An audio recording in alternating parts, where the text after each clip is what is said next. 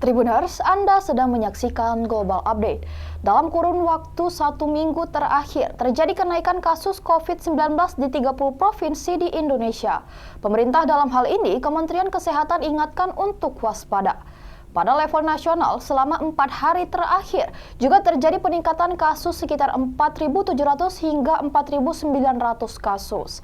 Di sisi lain, saat ini tercatat sebanyak 12 kasus COVID-19 varian XBB ada di Indonesia. Hal ini disinyalir terkait dengan kenaikan kasus COVID-19 di Indonesia. Juru bicara Kementerian Kesehatan, Dr. Muhammad Syahril pun mengingatkan bahwa Indonesia belum bisa dikatakan aman dari pandemi COVID-19. Mengingat mutasi varian baru masih berpotensi terus terjadi, ia pun mengajak masyarakat untuk mengedepankan protokol kesehatan, seperti menggunakan masker baik di dalam maupun di luar ruangan, menghindari kerumunan, dan mencuci tangan pakai masker, serta melakukan tes apabila mengalami tanda dan gejala COVID-19. Selain itu juga menyegerakan vaksinasi booster untuk meningkatkan proteksi terhadap COVID-19. Masyarakat juga diminta untuk memanfaatkan akses telemedicine isoman Kemenkes. Melalui layanan ini, masyarakat yang positif COVID-19 mendapatkan layanan konsultasi gratis dan layanan obat gratis.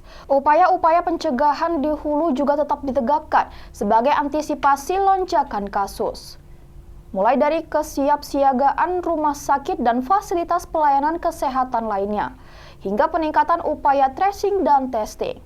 Kementerian Kesehatan Republik Indonesia mengumumkan varian baru COVID-19 yakni XBB sudah terdeteksi di Indonesia.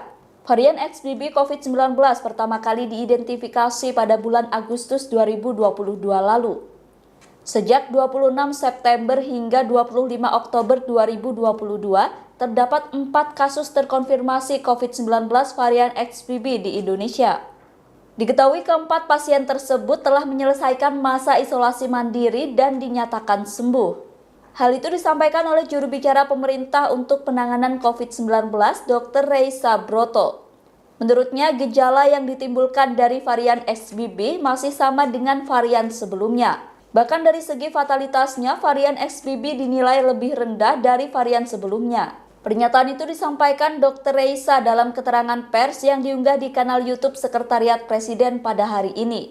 Dr. Reysa menyebut bahwa varian XBB lebih cepat menular dari varian lainnya. Dalam kesempatan tersebut, Dr. Reysa mengingatkan masyarakat agar selalu waspada terhadap virus COVID-19. Hal itu agar tidak kembali terjadi lonjakan kasus COVID-19 di Indonesia.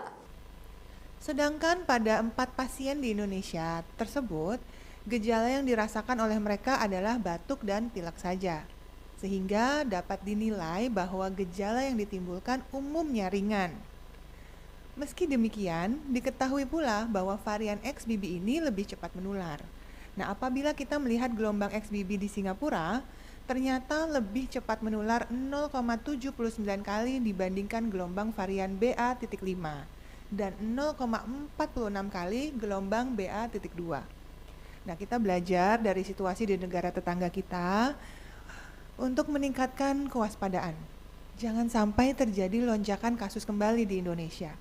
Ingat, berdasarkan sejarah, kenaikan kasus hampir selalu terjadi pasca adanya varian baru yang muncul.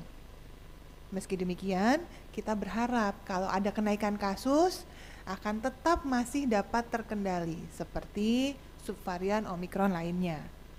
Nah, hingga kemarin tanggal 26 Oktober 2022, diketahui terjadi kenaikan kasus konfirmasi harian nasional sebanyak 3.048.